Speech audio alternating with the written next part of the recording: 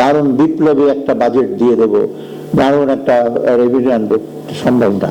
জাতীয় সক্ষমতা তৈরি করার একটা দলিল। রাজস্ব সংগ্রহের বড় দুর্বলতা আছে, আমরা স্বীকার করি। আমরা আগামীতে এটা ইন্টারেস্টটা কমিয়ে আনবো যখন ইনফ্লেশনটা 7%-এর নিচে নেমে যাবে। নিত্য প্রয়োজনীয়গুলো সবগুলো আমরা খুবই কেয়ারফুলি এগুলোকে আমরা বরং চেষ্টা করেছি কমানোর জন্য। প্রস্তাবিত বাজেট জনবান্ধব ও ব্যবসা বান্ধব হয়েছে বলে দাবি করেছেন অর্থ উপদেষ্টা সালেউদ্দিন আহমেদ। বাজেট উত্তর সংবাদ সম্মেলনে তিনি জানান, কালো টাকা সাদা নয়, বাজেটে অপ্রদর্শিত আয়ের ব্যাপারে কিছুটা ইতিবাচক পদক্ষেপ নেওয়া হয়েছে। এ সময় চার উপদেষ্টা জানান, সমন্বিত কাজের মাধ্যমে অর্থনীতি এগিয়ে নিতে সহজ করা হয়েছে ব্যবসায়িক কর্মকাণ্ড, মনোযোগ দেওয়া হয়েছে প্রত্যক্ষ এবং প্রাতিষ্ঠানিক কর আদায়ের ব্যাপারে। নিত্য প্রয়োজনীয় পণ্যের ভবিষ্যৎ পরিকল্পনা বাস্তবায়নে গুরুত্ব দেওয়া হয়েছে প্রস্তাবিত বাজেটে।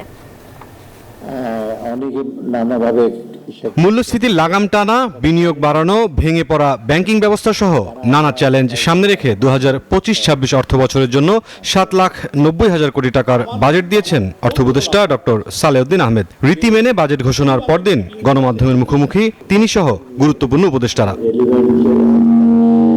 সূচনা বক্তব্যে বিদ্যমান কর বিন্যাসে অসঙ্গতি আর অসামঞ্জস্যতার কথা স্বীকার করেন পরিকল্পনা উপদেষ্টা।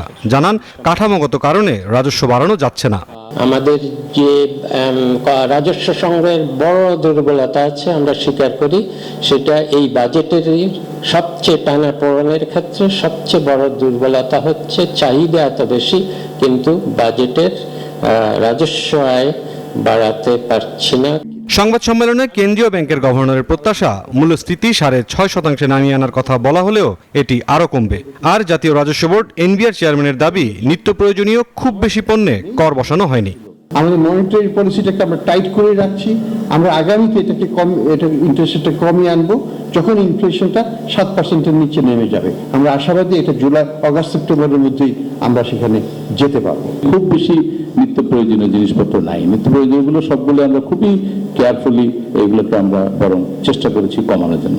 বাণিজ্য উপদেষ্টা বলেন, গতানুগতিক খরচের সাথে সক্ষমতা তৈরির দলিল এই বাজেট। আর জ্বালানি উপদেষ্টা বলেন, সব বিভাগের সমন্বয়ে অর্থনীতি এগিয়ে নেওয়ার কাজ করছে সরকার। গতানুগতিক যে খরচগুলো আছে এর সাথে আপনার জাতীয় সক্ষমতা তৈরি করার একটা দলিল। এখন আমরা যেটা চেষ্টা করছি, একটা সবাই মিলে একটা পরিকল্পনা উন্নয়ন চেষ্টা করছি এবং আমরা এইসব টেমপ্লেট গুলো এস্টাবলিশ করে যাচ্ছি। বাজেট বাস্তবায়নযোগ্য দাবি করেন অর্থ উপদেষ্টা। বলেন, বিপ্লবী বাজেট প্রণয়ন সম্ভব নয়। কালো টাকা কিন্তু এটা ঠিক কালো টাকা না, আমাদের অপ্রদর্শিত টাকা কোনো কারণ যদি আপনার কাছে থাকে। শুধু ফ্ল্যাটের ব্যাপারে একটা বিধান দেওয়া হয়েছে, দারুণ বিপ্লবী একটা বাজেট দিয়ে দেব, দারুণ একটা রেভিনিউ আনবো, সম্ভব না। তো সার্বিকভাবে আমি মনে করি এটা ভালো মন্দ আছে, তবে আমি মনে করি যে আমরা এটা একটা জনবান্ধব, ব্যবসা বান্ধব। চ্যালেঞ্জের মুখে বাজেট হওয়ায় সমালোচনার পাশাপাশি সরকারের প্রতি সহযোগী এবং সহানুভূতিশীল হওয়ার আহ্বানও জানান ডক্টর সালেউদ্দিন। এখানে মূল্যস্ফীতি নিয়ে আসছে। মুরসালিন হক জুনায়েদ, নিউজ 24, ঢাকা।